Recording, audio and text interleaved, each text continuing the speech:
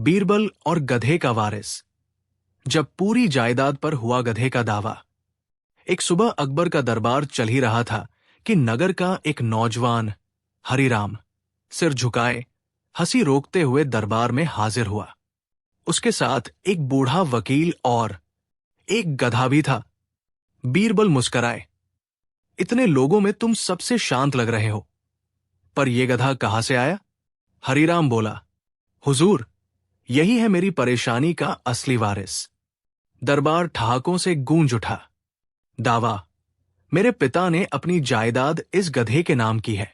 हरिराम ने राजा को बताया, मेरे पिता, जिनका हाल ही में देहांत हुआ, एक सन की जमींदार थे।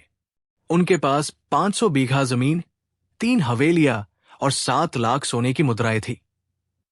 और मरने से पहले उन्होंने अपनी वसीयत में लिखा, मेरी सारी जायदाद उस वारिस को मिले जो मेरे सबसे वफादार संगी का ख्याल रखेगा, मेरा गधा। अकबर, क्या मतलब? ये गधा अब सारी संपत्ति का मालिक है? हरिराम, जी हां, और मेरा चचेरा भाई अब इस गधे के कानूनी अभिभावक बनकर सब कुछ ले जाना चाहता है। बीरबल उलझन में, गधा अब प्रॉपर्टी ओनर।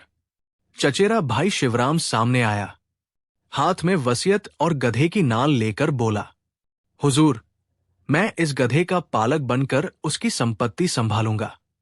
मैं गधे की सेवा करूंगा। बीरबल ने पूछा, क्या गधा बोलेगा कि वो तुम्हें चाहता है? शिवराम बोला, गधा कुछ नहीं बोलता, पर मेरी सेवा से खुश है। देखिए कैसे मेरी ओर देखता है। गधा मुंह फेरकर दूसरी ओर देखने लगा। दरबार फिर हंसी में डूब गया। बीरबल ने सबकी बात सुनी और बोला, हम इस मामले को हल करेंगे गधे की गवाही से। अब सब चौंके। गधा बोलेगा? बीरबल ने कहा, हां, लेकिन अपनी भाषा में। उन्होंने गधे को एक रेशमी आसन पर बिठाया और बोला, शिवराम, अगर तुम गधे के सबसे प्रिय हो तो वो तुम्हारी सेवा की निशानी जरूर दिखाएगा। आओ, इसका पैर पकड़ो और पुचकारो, और देखो क्या प्रतिक्रिया मिलती है। शिवराम झिझकते हुए आगे बढ़ा, गधे के पैरों को सहलाने लगा। तभी धप, गधे ने जोरदार लात मार दी और शिवराम नीचे गिर पड़ा। पूरा दरबार हंसी से लोटपोट। बीरबल बोले, गधा साफ कह रहा है, तू मेरा मालिक नहीं, मुझसे दूर रह। बीरबल ने हरिराम की ओर इशारा किया। गधा धीरे से उसके पास चला गया और सिर झुका लिया। बीरबल ने निर्णय दिया, गधा संपत्ति का नहीं, वफादारी का प्रतीक है। जो इस जानवर से सच्चा प्रेम करता है वही असली वारिस है। और गधे ने आज साफ कर दिया, वो हरिराम के साथ सहज है। अकबर ने भी सहमति दी। शिवराम की चालाकी बीरबल की चाल में फंस गई। सारी संपत्ति हरिराम को सौंप दी गई। अकबर ने गधे को एक शानदार चांदी की नाल और बीरबल को एक नई उपाधि दी, प्राणी प्रश्नों के सम्राट। बीरबल मुस्कुराते हुए बोले, जहां आदमी झूठ बोले वहां जानवर कभी गलत नहीं कहता, बस उसे समझने वाला चाहिए।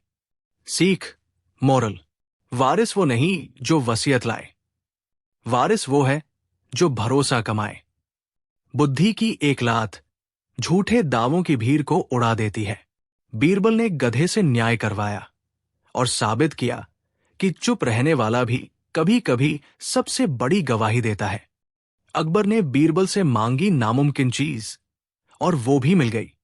एक दिन दरबार में हल्के फुल्के माहौल में अकबर ने बीरबल से कहा, बीरबल, आज मैं तुम्हें एक नामुमकिन काम देना चाहता हूं। एक ऐसा काम जो किसी इंसान से नहीं हो सकता। अगर तुम वो कर दिखाओ तो मानूंगा कि तुम इंसान नहीं, चमत्कार हो। बीरबल मुस्कुराए, हुजूर, काम का नाम सुन लूं, फिर देखता हूं नामुमकिन कैसे बनाते हैं मुमकिन। अकबर ने आंखें चमकाते हुए कहा, मुझे सपने में आई खुशबू चाहिए, वो भी बोतल में बंद करके।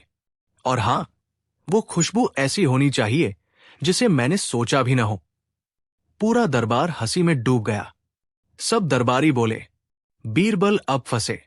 सपने में जो खुशबू आई वो तो दिखती नहीं, छूते नहीं, फिर बोतल में कैसे? अकबर ने शर्त जोड़ दी, अगर 7 दिन में वो खुशबू नहीं आई तो तुम्हें पूरे दरबार के सामने एक बार मैं हार गया कहना होगा। बीरबल ने मुस्कुराकर कहा, मैं बोतल तो लेकर आ जाऊंगा, लेकिन ध्यान रखना, आपका सपना मैं नहीं लाया, वो आप खुद लेकर आएंगे। अकबर चौंक गए, ये बात का खेल कैसा है? बीरबल ने अगले 7 दिन किसी से कोई बात नहीं की, लेकिन चुपचाप कुछ कर रहे थे। एक, रोज शाम को महल में कुछ अलग अलग फूल रखवा रहे थे। 2, कभी गुलाब की पंखुड़ियां तो कभी मोगरे की माला, लेकिन कोई नहीं जानता था क्यों। 3, एक दिन चंदन की लकड़ी जलाई गई। 4, दूसरे दिन बकरीद की खीर की खुशबू फैलती रही। 5, तीसरे दिन दरबार में आम का रस फैला। राजा को लगा, ये महकें क्यों बदलती रहती हैं? 7वीं रात बीरबल ने खास योजना बनाई। राजा के बिस्तर के पास चुपचाप एक इत्र वाली शीशी रखी गई, जिसमें कोई गंध नहीं थी, लेकिन कमरे के पर्दों में, तकिए के नीचे, खिड़की की हवा में हल्की हल्की मिली हुई महक रख दी गई थी। और वो भी कोई एक नहीं, 7 महकें एक साथ। गुलाब, चंदन, कपूर, आम, इलायची, चमेली और हवन की धूप। अकबर रात में जब सोए तो उन्होंने सपना देखा। एक उजाले से भरे बाग में है, हवा में एक ऐसी खुशबू है जो उन्हें कहीं कभी नहीं मिली थी। एक साथ इतनी सारी महकें। अगले दिन बीरबल दरबार में एक सीलबंद बोतल लाए। बोतल में कुछ नहीं दिख रहा था।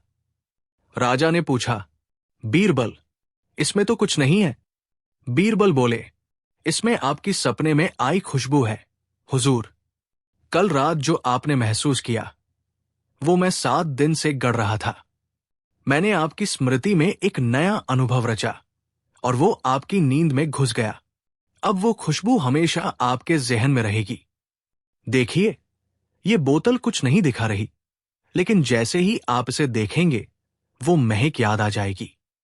राजा ने बोतल को देखा और सचमुच उनके चेहरे पर वही भाव आया।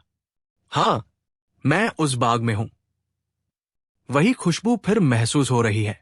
अकबर जोर से हंसे और बोले, बीरबल, ये बोतल तो नहीं, मेरा मन बंद कर लाए हो तुम। जो चीज दिखाई न दे, पकड़ी न जा सके, फिर भी सच लगे, वो सपना नहीं, तुम्हारी योजना का असर था। तुमने मेरी चेतना में नई सुगंध बो दी, और वो भी बिना कुछ कहे। अकबर ने बीरबल को रचना मंत्री की उपाधि दी और कहा, अब तुम सिर्फ मंत्री नहीं, तुम मेरे मन का कारीगर हो, जो सपना गढ़े, सुगंध रचे और नामुमकिन को भी सच कर दे। सीख, मोरल, जो हम सोच भी नहीं सकते उसे बीरबल सोच लेते हैं। सपनों को बोतल में नहीं, लेकिन मन में जरूर कैद किया जा सकता है। बुद्धिमानी सिर्फ सवालों के जवाब देने में नहीं, सवाल को ही बदल देने में है। बीरबल ने बकरी से सुलझाया राज्य का सबसे बड़ा केस। शाम का वक्त था। अकबर के महल में खलबली मच गई थी। महारानी की सबसे कीमती सुनहरी हीरे की हार चोरी हो चुकी थी।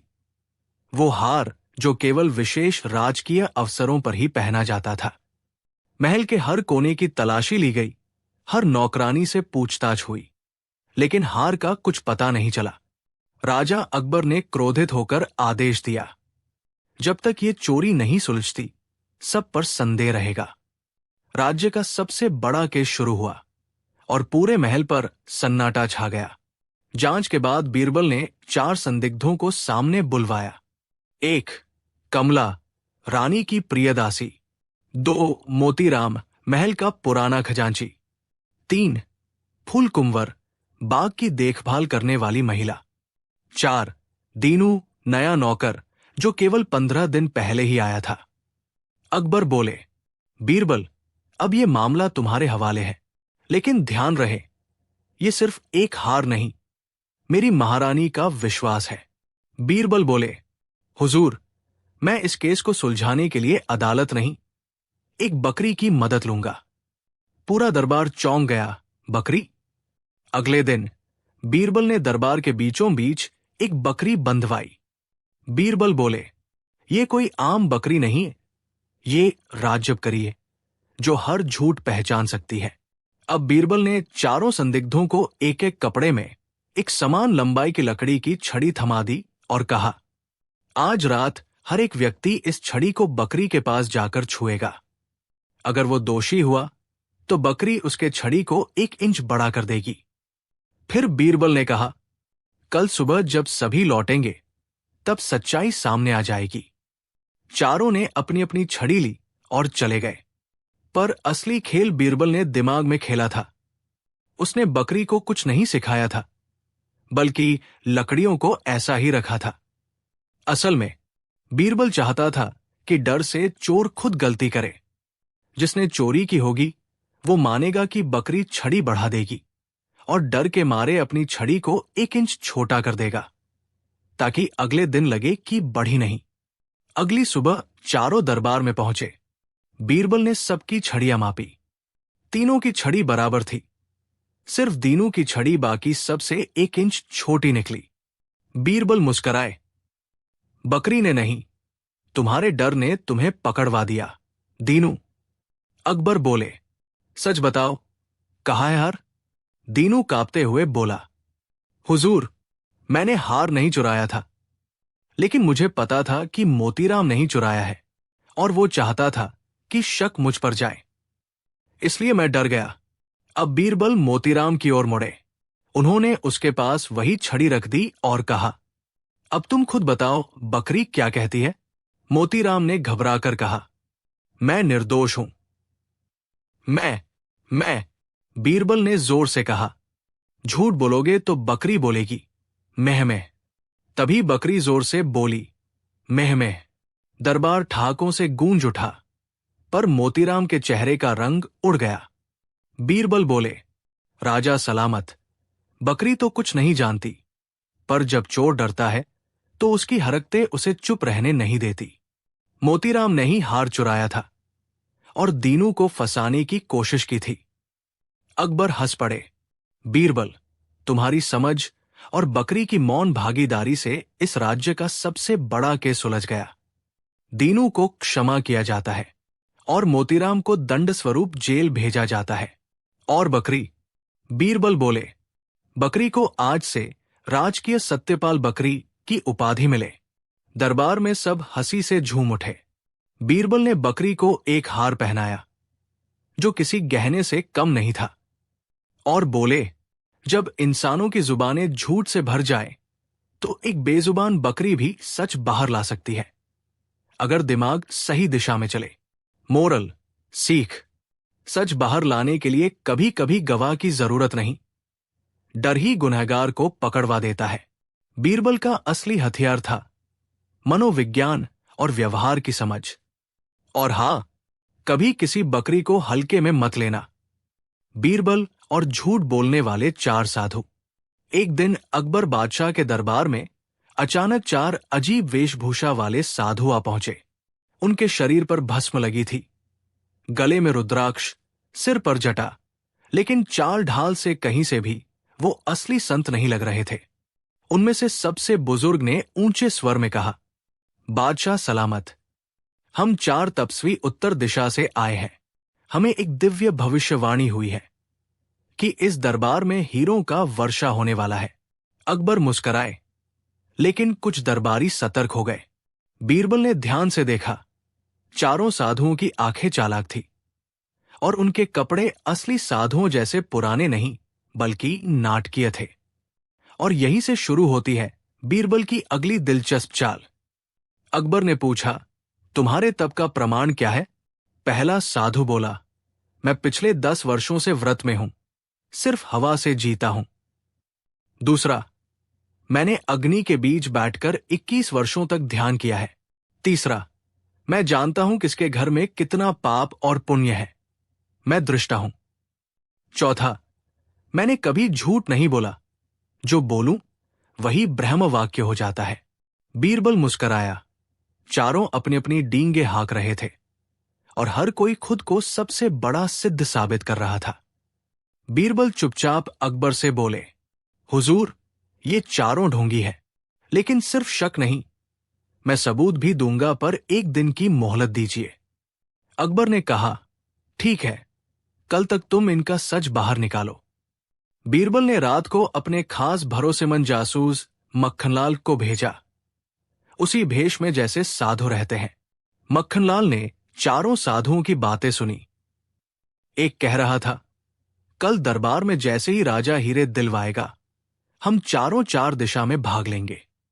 दूसरा बोला, बीरबल से बचकर रहना, वो हमें सूंघ लेगा। तीसरा, इस बार की ठगी के बाद सीधा बनारस चलेंगे, वहां नए नाम से ढोंग शुरू। बीरबल को खबर मिल गई, अब उन्हें फंसाने का खेल शुरू होता है। सुबह दरबार में बीरबल ने ऐलान किया, आज चारों तपस्वियों की परीक्षा होगी। पहले साधु को 3 दिन बिना भोजन और पानी के रहकर हवा से जीने की तपस्या करनी होगी। उसे एक शीशे के कक्ष में रखा जाएगा, जहां सिर्फ हवा और धूप होगी। पहला साधु डर गया और बोला, मां, मुझे अस्थमा है, मुझे हवा से एलर्जी है। पूरा दरबार ठहाकों से गूंज उठा। दूसरे साधु से बीरबल बोले, 21 वर्षों तक अग्नि में तप करने का दावा करने वाले बाबा को अब 21 मिनट के लिए जलते हुए अंगारों के पास बैठना होगा। वो हक्का बक्का हुआ, मां, मैंने ये तप मानसिक रूप से किया था, असली अग्नि नहीं, कल्पनाओं की अग्नि। बीरबल बोले, तो अब कल्पना में ही अंगारे भी बैठा देंगे। सब हंस पड़े। बीरबल तीसरे साधु से बोले, अगर तुम घरों के पापुण्य देख सकते हो तो ये बताओ, इस दरबार में कौन सा दरबारी चोरी करता है? वो आंखें मूंदकर ध्यान लगाने का अभिनय करने लगा। फिर बोला, इस पगड़ी वाले दरबारी के घर में चोरी है। वो दरबारी खड़ा हुआ, मैं तो 2 दिन पहले ही शादी करके लौटा हूं, घर ही नया है। तीसरे साधु की हालत पतली। अब बीरबल आखिरी साधु की ओर बढ़े, जो कह रहा था कि उसने कभी झूठ नहीं बोला। बीरबल बोले, अगर तुमने कभी झूठ नहीं बोला तो ये कहो, मैंने आज सुबह चोरी नहीं की। वो साधु मुस्कराया, मैंने आज सुबह चोरी नहीं की। बीरबल बोले, बिल्कुल ठीक, लेकिन हमने तुम्हें कल रात चोरी करते हुए पकड़ लिया था और तुम्हारे बैग में से बादशाह की मुहर निकली है। साधु का रंग उड़ गया। अब उसके पास कोई जवाब नहीं। अकबर खड़े हुए, बीरबल, तुमने फिर सिद्ध कर दिया, झूठ चाहे कितनी भी भस्म लगाए, वो सच की अग्नि में जल ही जाता है। चारों साधुओं को गिरफ्तार कर लिया गया और राज्य में ऐलान कर दिया गया, अब से जो भी झूठी संताई करेगा उसका सामना बीरबल की परीक्षा से होगा। बीरबल बोले, सच्चा संत वो है जो झूठ की गुफा में भी सच की मशाल लिए खड़ा हो, न कि वो जो सच की चादर ओढ़कर झूठ का व्यापार करे। मोरल, सीख, वेशभूषा से कोई साधु नहीं होता, आचरण ही असली तप होता है। झूठ को कभी कभी चुप रहकर नहीं, हंसी के जरिए भी बेनकाब किया जा सकता है, और यही बीरबल की कला थी। बीरबल की परीक्षा। जब अकबर ने सबको मना कर दिया बात करने से, वक्त सुबह का था, लेकिन माहौल अजीब। अकबर बादशाह ने जैसे ही दरबार में प्रवेश किया, सब खड़े हो गए, लेकिन किसी के मुंह से एक शब्द तक नहीं निकला। न कोई नमस्ते, न सलाम, न मुस्कान। हर चेहरा शांत और गंभीर। बीरबल अंदर आए तो देखा पूरा दरबार किसी अदृश्य डर के साए में बैठा है। उन्होंने एक दरबारी से पूछा, क्या आज सबका गला खराब है? लेकिन जवाब में खामोशी। बीरबल मुस्कराए, कुछ तो गड़बड़ थी। अकबर ने अपनी गद्दी पर बैठते हुए कहा, आज दरबार में कोई किसी से बात नहीं करेगा। कोई आवाज, कोई इशारा, कुछ नहीं। और बीरबल, आज तुम्हारी असली परीक्षा है। बीरबल ने चौंक कर पूछा, क्या? अकबर बोले, तुम कहते हो समस्या का हल सिर्फ बातों से नहीं, बुद्धि से होता है। आज दरबार की आवाज बंद है, लेकिन मैं चाहता हूं कि तुम सिर्फ खामोशी से बात करके हर दरबारी के दिल की बात समझो। पूरा दरबार हक्का बक्का। बीरबल ने सबसे पहले राजमंत्री की ओर देखा, जिनके चेहरे पर परेशानी थी। उन्होंने पास जाकर सिर्फ आंखों में झांका। मंत्री की पसीने भरी हथेलियां और थरथराते होंठ बहुत कुछ कह रहे थे। बीरबल ने धीरे से एक कागज पकड़ा और उस पर लिखा, राजकोष में कुछ गड़बड़ है, क्या यही बात है? मंत्री ने आंखें झुका ली। बीरबल मुस्कुराए, पहला मामला हल। अब बीरबल ने सेनापति को देखा। उनका पैर थरथरा रहा था और वो बार बार तलवार की मूठ को दबा रहे थे। बीरबल ने एक छोटा सा चित्र बनाया, एक नक्शा जिसमें एक झंडा पलटकर गिरा हुआ था। सेनापति ने आंखों से इशारा किया। हां, मतलब सीमा पर कोई पराजय छिपाई जा रही थी। बीरबल ने कागज पर लिखा, आपकी हार की बात अगर सामने आ जाती तो अकबर क्रोधित होते, लेकिन सच छिपाना बड़ा अपराध है। सेनापति का सिर झुक गया। अब बारी थी मुख्य रसोइया हरिपाल की। उसका चेहरा पीला था और नजरें इधर उधर दौड़ रही थी। बीरबल ने पास जाकर सिर्फ एक मूंगफली अपने हाथ में ली और उसके भीतर एक पत्थर छुपा हुआ निकाला। फिर उन्होंने उसके हाथ में 2 दाने दिए, एक असली, एक नकली। हरिपाल कांपने लगा। बीरबल ने लिखा, राजा के भोजन में मिलावट क्यों की गई? हरिपाल नीचे गिर पड़ा और जमीन पर नाक रगड़ने लगा। अकबर अब हैरान थे।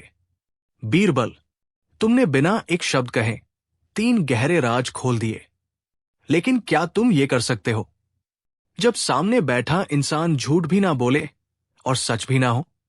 अब अकबर ने एक अजनबी को बुलाया। ये आदमी हमारे राजदरबार का नौकर है, लेकिन इस पर एक आरोप है, चोरी का। हम नहीं जानते कि ये दोषी है या नहीं, और ये बोल नहीं सकता। बीरबल उसके पास गए, उसकी आंखों में देखा। फिर उन्होंने दरबार के एक कोने में रखा हीरे का बक्सा उसकी ओर बढ़ाया, लेकिन नहीं दिया। उन्होंने अचानक एक बर्तन गिरा दिया। अजनबी चौंक गया। बीरबल ने बक्सा फिर उसकी ओर किया। अजनबी ने हाथ बढ़ाया, लेकिन फिर रोका। बीरबल बोले, गुनहगार वही होता है जो चोरी करने से नहीं डरता, पकड़े जाने से डरता है। इसका शरीर सच बोल रहा है। ये चोर नहीं, बल्कि किसी और की सजा भुगत रहा है। अकबर ने खड़े होकर ताली बजाई। बीरबल, आज तुमने सबसे कठिन परीक्षा पास की। जब आवाज नहीं थी, तब भी तुमने सब सुन लिया। बीरबल मुस्कराए। जहां शब्द चुप हो जाते हैं, वहां बुद्धि बोलती है, हुजूर। अकबर बोले, आज से ये दिन दरबार में मौन न्याय दिवस कहलाएगा, जब बिना बोले सच को सुना जाएगा। मोरल, सीख, कभी कभी मौन वो कह देता है जो शोर भी नहीं कह पाता। बुद्धिमत्ता सिर्फ शब्दों की मोहताज नहीं होती, वो आंखों, भावों और धड़कनों से भी सच निकाल लेती है। बीरबल की सबसे बड़ी ताकत उसकी सोच थी, जो चुप रहकर भी बोलती थी। जब बीरबल ने खामोशी से सुलझा दी राजा की सबसे बड़ी उलझन, एक दिन ऐसा आया जब अकबर बादशाह के चेहरे पर चिंता की रेखाएं थी। वे चुप थे, गंभीर और गहरी सोच में डूबे हुए। पूरे महल का माहौल अजीब हो गया था। दरबार में भी चर्चा थी। राजा किसी उलझन में है, पर बोल नहीं रहे। किसी को नहीं पता था कि बात क्या है। किसी ने पूछा, किसी ने टोल लेने की कोशिश की, लेकिन अकबर ने किसी को कुछ नहीं बताया। फिर उन्होंने सब दरबारियों को बुलाया और घोषणा की, मेरी एक ऐसी उलझन है जिसका हल किसी सवाल या जवाब से नहीं, खामोशी से निकालना होगा। और फिर बोले, जो इस उलझन का हल मेरी बिना कहे समझ जाए, वही मेरे सच्चे मंत्री कहलाने का हकदार होगा। दरबारियों में खलबली मच गई। सब अनुमान लगाने लगे। क्या किसी विदेशी राजा ने गुप्त धमकी दी है? क्या राजमहल में कोई गद्दारी छिपी है? क्या अकबर की निजी जिंदगी में कुछ घटा है? पर राजा चुप रहे। सिर्फ बीरबल एक कोने में बैठे थे, शांत और एकटक अकबर को देख रहे थे।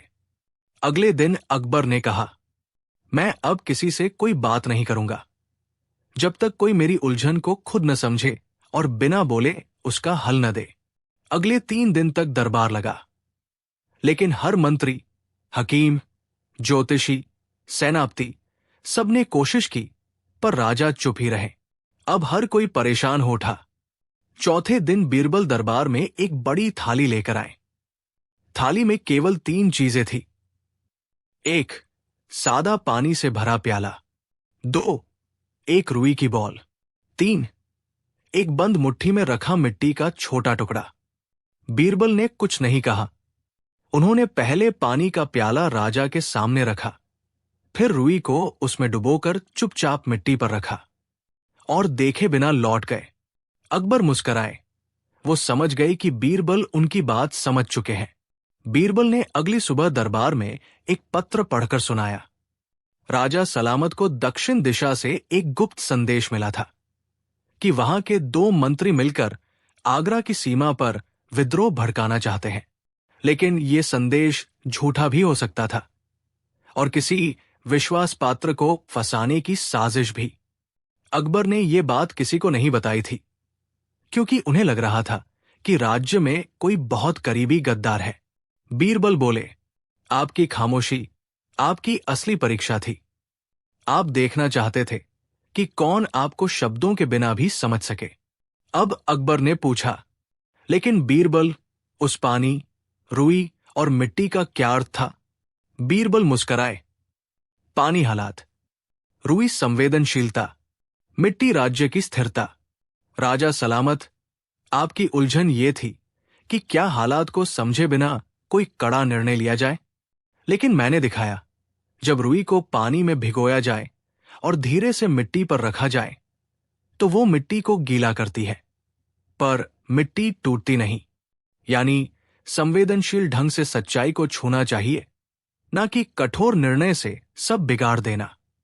बीरबल ने आगे बताया, मैंने उस गुप्त पत्र को जांचने के लिए एक जासूस को उस मंत्री के पास भेजा जिसने सबसे पहले राजा को सलाह दी थी कि आपको अब दक्षिण का युद्ध शुरू कर देना चाहिए। जांच में पता चला वही मंत्री राजा के निजी पत्रों तक पहुंच रखता था और उसने ही झूठा संदेश भेजा था।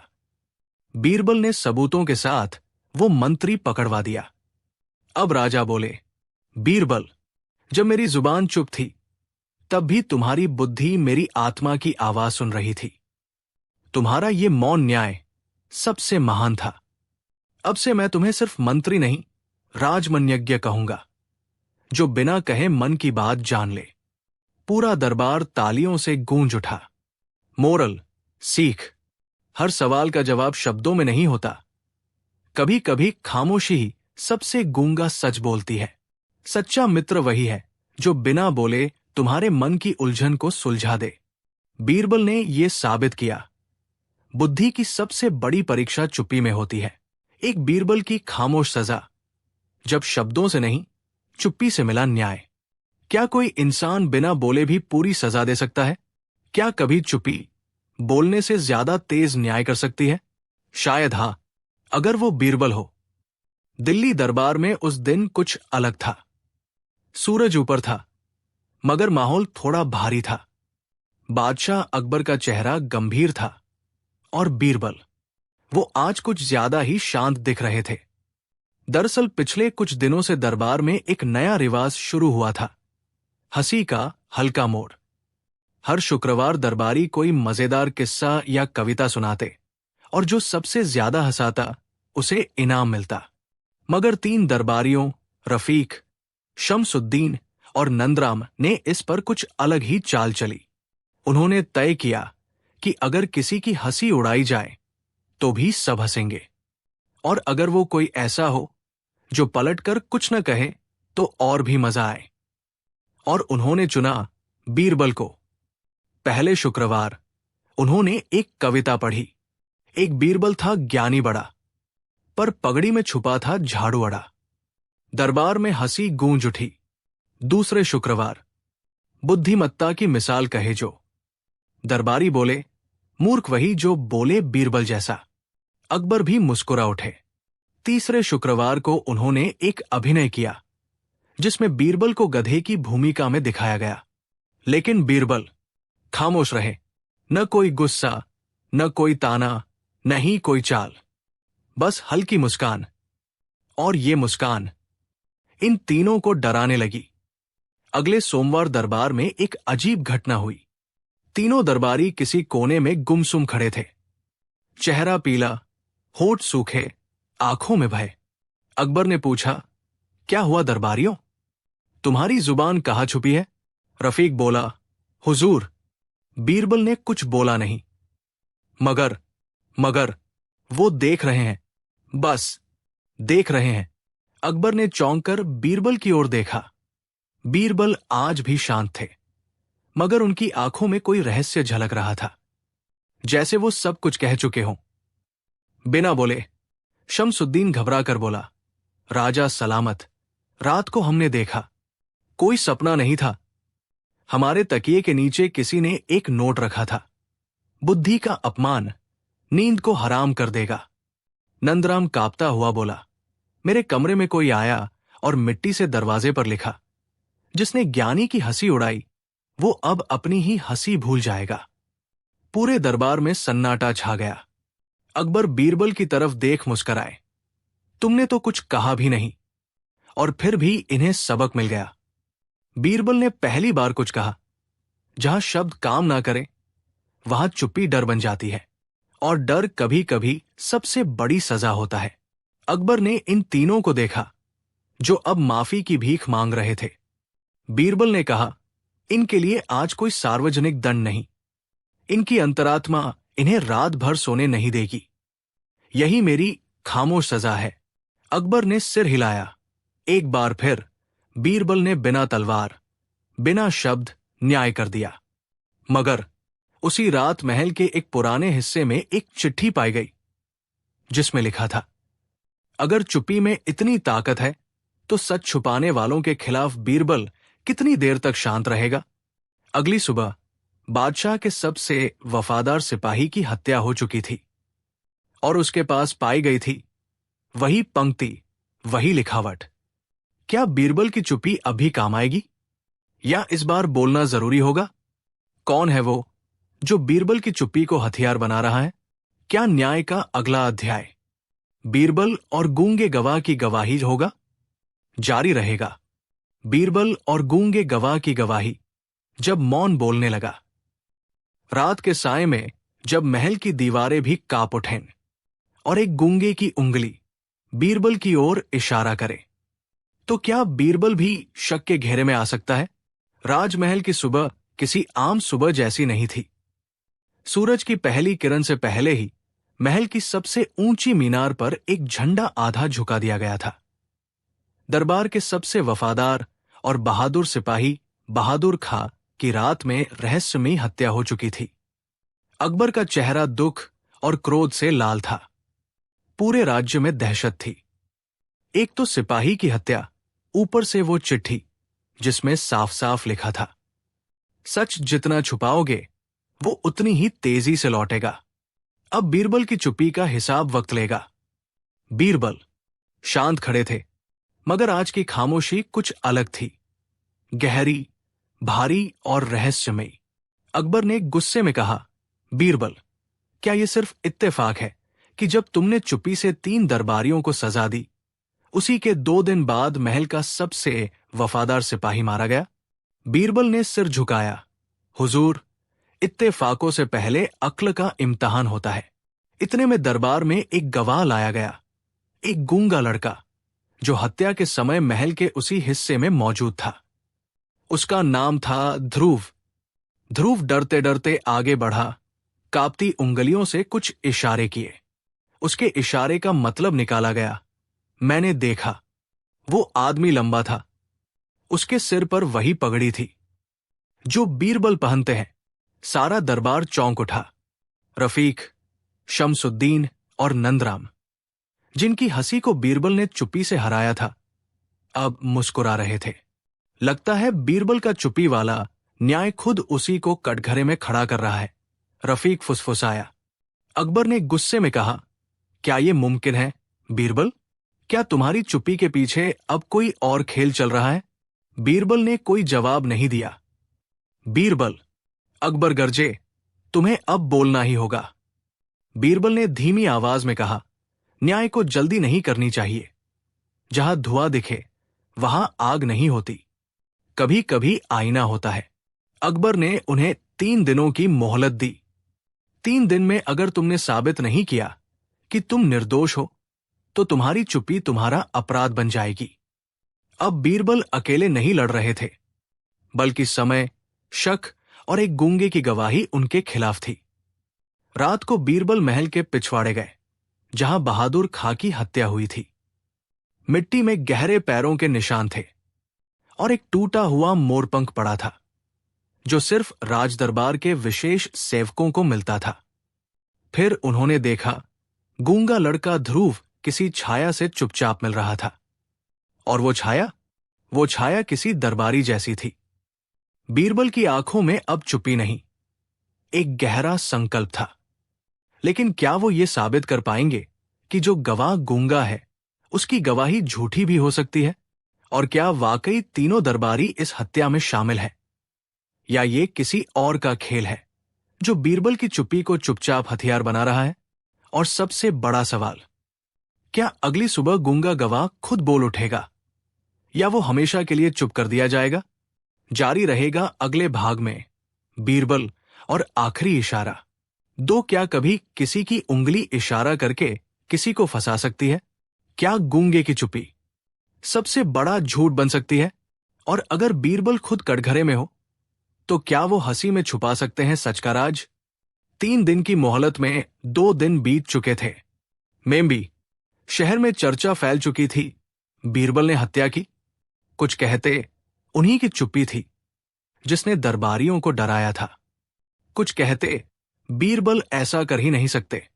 और कुछ मौन थे, ठीक वैसे ही जैसे बीरबल खुद।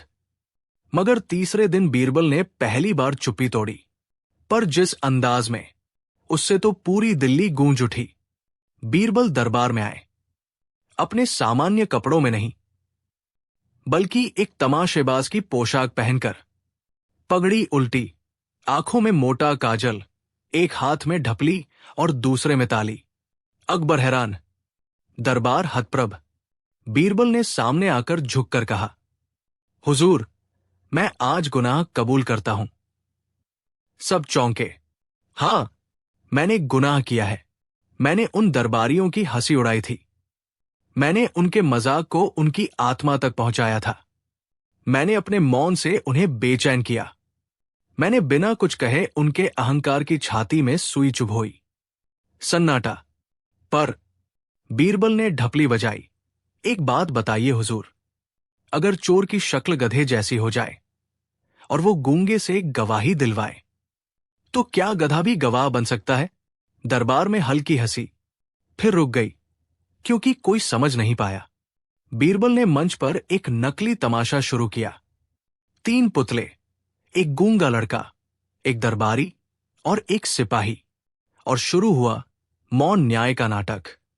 बीरबल ने पुतले के जरिए बताया कैसे किसी को गूंगे की उंगली दिखाकर अपराधी साबित किया जा सकता है। फिर उन्होंने दरबार के पास लाकर असली ध्रुव को खड़ा किया, जो अब कांप रहा था। ध्रुव, बीरबल ने धीरे से कहा, इशारे दोबारा करो। ध्रुव ने वही इशारा किया, लंबा आदमी, पगड़ी वाला। बीरबल ने चुपचाप जेब से एक तस्वीर निकाली, बहादुर खां की मृत्यु से पहले की आखिरी झलक। उसमें पीछे खड़ा था नंदराम, वही पगड़ी, वही ऊंचाई। फिर उन्होंने एक दस्तावेज दिखाया जिसमें लिखा था कि दरबारियों ने ध्रुव को उस रात मिठाई और सोने का एक सिक्का दिया था। अगर ये बच्चा गूंगा है तो इसने अकबर नाम कैसे इशारों से दिखाया? सिर्फ बीरबल क्यों? अब ध्रुव कांपने लगा। बीरबल ने अपनी ढपली की छड़ी उसकी जेब में घुसाई। निकली एक चिट्ठी, बीरबल की ओर इशारा करना, वरना तेरे भाई को जिंदा नहीं छोड़ेंगे। अकबर गरजे, ये किसने दी? ध्रुव ने कांपती उंगली से इशारा किया, सीधा शमसुद्दीन की ओर। अब शमसुद्दीन, रफीक और नंदराम घबराकर खड़े हो गए। बीरबल ने मुस्कुराकर कहा, गूंगे की गवाही जब डरी हो तो वो सिर्फ इशारा नहीं करती, वो धोखा करती है। अकबर ने खड़े होकर कहा, बीरबल, तुमने मौन से न्याय किया, अब तुमने हंसी से पर्दाफाश कर दिया। सच में तुम्हारा अंदाज सबसे जुदा है। बीरबल ने झुककर कहा, हुजूर, न्याय को शोर नहीं चाहिए, बस सच्चाई तक पहुंचने का रास्ता चाहिए, चाहे वो ढपली से हो या चुप्पी से। अकबर ने उन तीनों दरबारियों को कारागार में डालने का आदेश दिया। बीरबल ने चलते चलते मुस्कराकर कहा, पर कहानी अभी खत्म नहीं हुई है, बादशाह सलामत। क्योंकि वो चिट्ठी जो बहादुर खां के पास मिली थी, वो सिर्फ नफरत से भरी नहीं थी। उसके पीछे लिखा था एक नाम जो इन तीनों से भी खतरनाक है। अकबर चौंके। क्या नाम? बीरबल ने धीमे स्वर में कहा, कालगिन, जो अब तक सिर्फ एक मिथक माना जाता था। कालगिन? वही जिसका नाम सुनकर राजाओं की रातों की नींद उड़ जाती थी, जो हर सत्ता को चुपचाप गिराता आया था। क्या ये कोई नया दुश्मन है या पुराना साया? जारी रहेगा। बीरबल और कालगिन की पहली चाल। जब दरबार की नींव डगमगाई, बीरबल और आखिरी इशारा का अगला रोमांचक। क्या हो जब दुश्मन सामने न आए, मगर हर कोने से उसकी सांसें सुनाई दे? क्या कोई ऐसा भी हो सकता है जो बीरबल से भी एक कदम आगे सोचे? और अगर वो कालगिन है, तो क्या अब बीरबल की बुद्धि ही उसके लिए जाल बन जाएगी? महल में खलबली मच चुकी थी। कालगिन, ये नाम जैसे ही बीरबल के मुंह से निकला, सारा दरबार सन्न रह गया। कालगिन, एक ऐसा नाम जिसे बीते कई वर्षों से केवल कहानियों में सुना गया था। कहते हैं ये वो परछाई है जो साम्राज्य के सबसे भरोसेमंद व्यक्तियों को ही अपना निशाना बनाती है। वो न कभी दिखा, न कभी पकड़ा गया, पर हर बार उसका निशाना चूका नहीं। अकबर गंभीर हो गए। बीरबल, क्या तुम कहना चाहते हो कि बहादुर खां की हत्या के पीछे कोई ऐसा है जो दरबार के अंदर से ही खेल रहा है, और ये तीनों दरबारी सिर्फ मोहरे थे? बीरबल ने हां में सिर हिलाया। मैंने उस चिट्ठी के पिछले हिस्से को जलती आग में रखकर देखा, हुजूर। वहां कुछ अदृश्य स्याही में लिखा था कि अकबर चौंके। कालगिन की पहचान का पहला अक्षर। बीरबल ने आगे कहा, अब तक हमारे सामने जो घटनाएं हुई हैं, वो सीधी नहीं थी, वो खेल थी। पहले मेरे अपमान की कोशिश, फिर हत्या, फिर मुझे शक के घेरे में लाना। ये सब भावनाओं से नहीं, बुद्धि से रचा गया एक जाल था, और ऐसे जाल का जालकार कोई मामूली नहीं हो सकता। अगली सुबह महल के मुख्य भोजनालय में उस समय शाही रसोई में अचानक एक चिट्ठी पकड़ी गई जो नमक की बोरी के अंदर छुपाई गई थी। उसमें लिखा था, राजा को नमक स्वाद दे सकता है, पर कालगिन उसमें जहर घोल देगा। तैयार रहो, अगला निशाना दरबार की जड़ है। अकबर हके बके। दरबार की जड़ मतलब? बीरबल मुस्कराए। हुजूर, इसका मतलब है वो लोग जो दरबार को चलाते हैं, यानी हमारे न्यायाधीश, हमारी लेखा टीम, और सबसे बढ़कर राजमाता। अकबर चौंक उठे। राजमाता? बीरबल ने धीरे से कहा, जब दुश्मन परछाई बन जाए तो वो सबसे उजले चेहरे को गंदा करना चाहता है, और कालगिन की अगली चाल वही है। उसी दोपहर राजमाता को एक संदेश मिला। उनके सबसे पुराने भरोसेमंद सेवक दयाराम पर आरोप लगा कि उसने खजाने से 2 स्वर्ण कलश चुराए हैं, और गवाह कोई और नहीं बल्कि दरबार के मुख्य मुनीम थे, जिनका चेहरा हमेशा शांत और निर्विकार रहता था। राजमाता स्तब्ध। दयाराम रो रहा था। मैंने कुछ नहीं किया महारानी जी, मैं तो चौथे दशक से आपकी सेवा में हूं। अकबर भी भ्रमित। मुख्य मुनीम ने तर्कों से, दस्तावेजों से और लेखों से पूरा प्रमाण दे दिया कि चोरी दयाराम ने की है, लेकिन बीरबल चुप थे। अगले दिन सुबह उन्होंने सबको दरबार में बुलाया और वहां कुछ अजीब सा किया। उन्होंने सबके सामने एक पानी से भरा कटोरा रखा और उसमें 4 कलमें तैरती हुई छोड़ दी।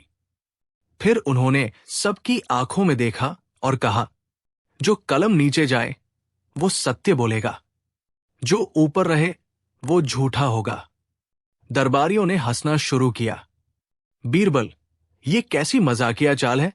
बीरबल बोले, कभी कभी झूठ को सच की मजाक में ही लपेटना पड़ता है। उन्होंने दयाराम, मुनीम और राजमाता तीनों को बुलाया। पहले मुनीम ने कलम छुई, वो पानी में तैरती रही। फिर दयाराम ने, कलम सीधी डूब गई। सारा दरबार चौंका। क्या दयाराम झूठ बोल रहा था? पर बीरबल मुस्कराए।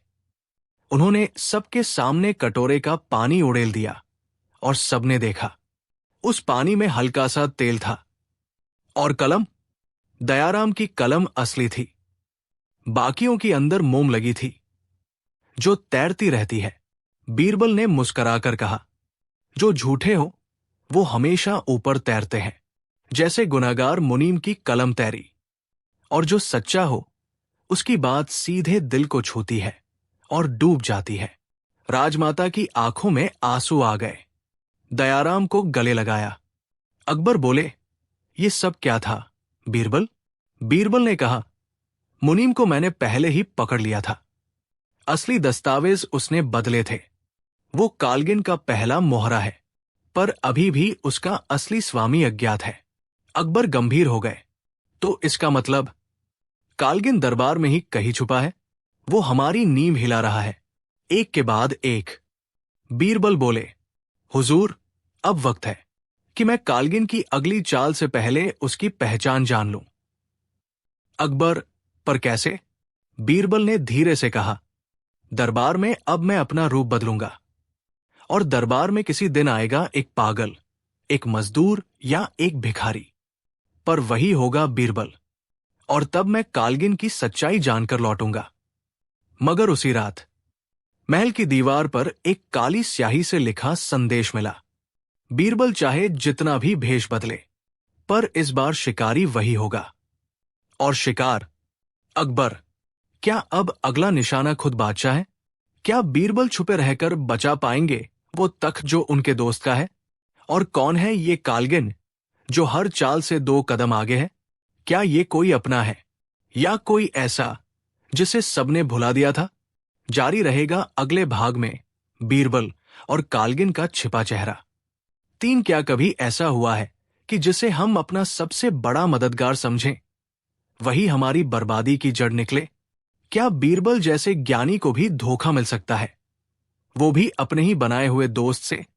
और अगर उस दोस्त का नाम हो कालगिन, तो क्या बीरबल की सारी चतुराई धरी रह जाएगी? दिल्ली का राजमहल अब दुर्ग बन चुका था। हर द्वार पर प्रहरी, हर छत पर धनुर्धारी और हर कोने पर सन्नाटा। पर इस सन्नाटे के भीतर एक हल्की सी आहट थी। बीरबल अब दरबार में नहीं है। बीरबल ने खुद को गायब कर लिया था। अकबर को उन्होंने एक रात पहले ही बता दिया था, मैं अब इस दरबार में नहीं, इस साजिश के भीतर रहूंगा जिसे सब कालगिन कहते हैं। मैं उसे पहचान चुका हूं, पर उसकी पहचान को साबित करने के लिए मुझे उसका विश्वास जीतना होगा। दूसरी ओर महल में एक नया चेहरा दिखाई देने लगा। एक टेढ़ी चाल वाला, बिखरे बालों में छुपा हुआ चेहरा, जिसकी आंखों में बेबसी और होठों पर पागलपन। नाम रखा गया कुंदन, एक पागल जो महल के बाहर दिन रात घूमता रहता था और राजा को देखकर हमेशा चिल्लाता, बचाओ, राजा को जहर पिलाया जाएगा। राजा को जहर। दरबारियों ने उसे पागल समझकर दुत्कार दिया। पर रसोई घर की सबसे बूढ़ी नौकरानी अम्मा झमकी उसे हर दिन खाना देने लगी, और अम्मा झमकी ही एक दिन रात को फुसफुसाई, महाराज, अब बताइए कि आपने भेष क्यों बदला है? हां, कुंदन और कोई नहीं, बीरबल ही थे। अम्मा झमकी भी बीरबल की सबसे पुरानी रहस्यमयी सहायिका थी, जिसे दरबार में शायद ही कोई जानता था। अब बीरबल का असली खेल शुरू हुआ। रात को बीरबल चुपचाप उस पुरानी सुरंग में घुसे जो राजमहल को बाहर के शाही बाग से जोड़ती थी। उसी बाग में एक जर्जर भवन में रात को कभी कभी कुछ दरबारी आते जाते दिखते थे, जिनमें एक दरबारी कुछ अलग था। बीते 2 दिन में बीरबल ने जो देखा वो चौंकाने वाला था। वो दरबारी कोई और नहीं बल्कि अकबर का सबसे पुराना सलाहकार रतन सिंह था।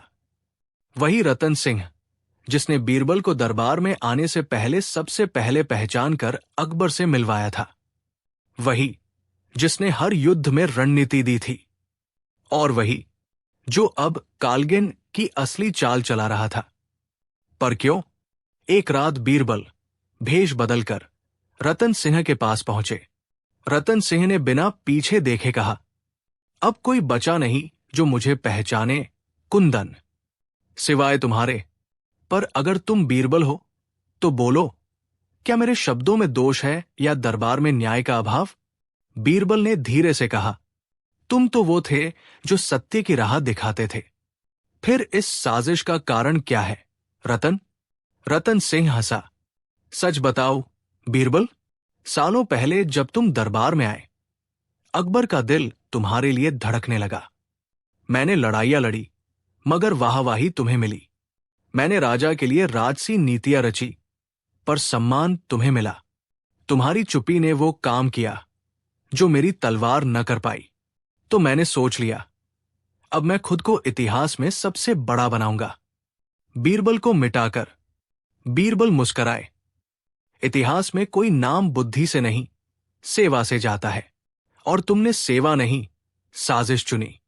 रतन सिंह ने ताली बजाई और 4 नकाबपोश बाहर आ गए। अब बोलो बीरबल, आखिरी इच्छा? बीरबल ने हंसते हुए कहा, हां, एक आखिरी इच्छा है।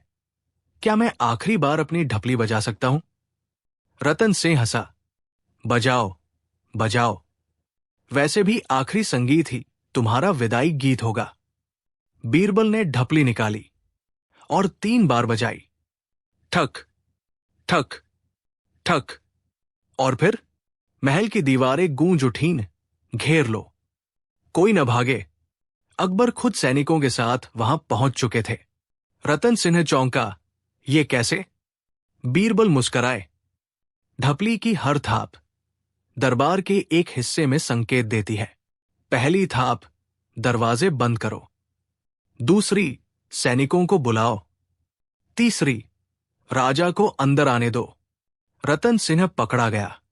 सारी योजना, सारे दस्तावेज और कालगिन की पहचान उजागर हो गई। अकबर ने कहा, आज का दिन मेरे लिए कठिन है। मैंने अपने सबसे पुराने सलाहकार को खोया है। पर बीरबल, तुमने मुझे सच्चाई से बचाया है। अब मैं जान गया, दोस्त वही नहीं होता जो साथ चले, बल्कि वही जो अंधेरे में भी हमें खुद से ज्यादा समझे। बीरबल ने झुककर कहा, जहां न्याय की बुनियाद हो, वहां विश्वास की छत मजबूत रहती है, हुजूर। पर तभी एक गुप्त संदेश दरबार में पहुंचा, जिसमें लिखा था, कालगिन तो एक नाम था, पर उस नाम को चलाने वाले 7 चेहरे हैं। रतन सिंह पहला था। अब अगला शिकार, सलीम।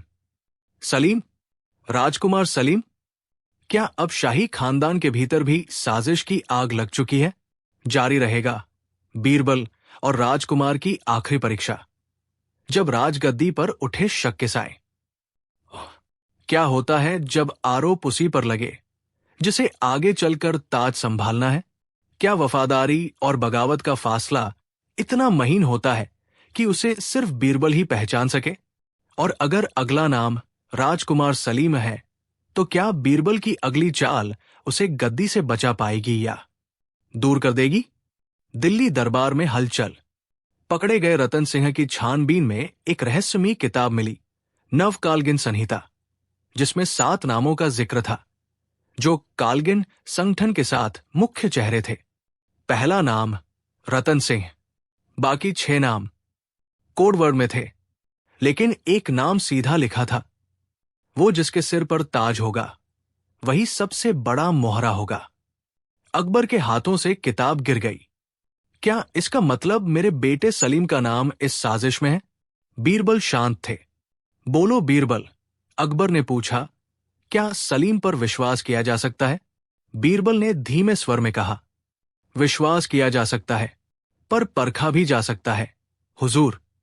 और मुझे यकीन है कि सलीम खुद अपनी परीक्षा देने को तैयार होगा। 3 दिन बाद दरबार में एक रहस्यमयी खेल रखा गया, सत्य का चौखाना। 4 कोठरियां, एक में सोना, एक में जहर, एक में धोखा। और एक में मुक्ति। राजकुमार सलीम को इन चारों में से एक चुननी थी, पर शर्त यह थी कि वो कोई सवाल नहीं पूछ सकता, कोई सलाह नहीं ले सकता, बस अपनी अंतरात्मा की आवाज सुनकर चुनना होगा। पूरा दरबार सन्न। अगर सलीम गलत कोठरी चुनता तो या तो मारा जाता या दोषी मान लिया जाता। अकबर ने भारी दिल से अनुमति दी। बीरबल ने चुपचाप सलीम की आंखों में देखा और कहा, राजकुमार, जो आपकी आत्मा कहे वही करें, पर ध्यान रहे कुछ दरवाजे बोलते नहीं, चीखते हैं। सलीम ने पहला दरवाजा छुआ। उसकी सांसें तेज थी।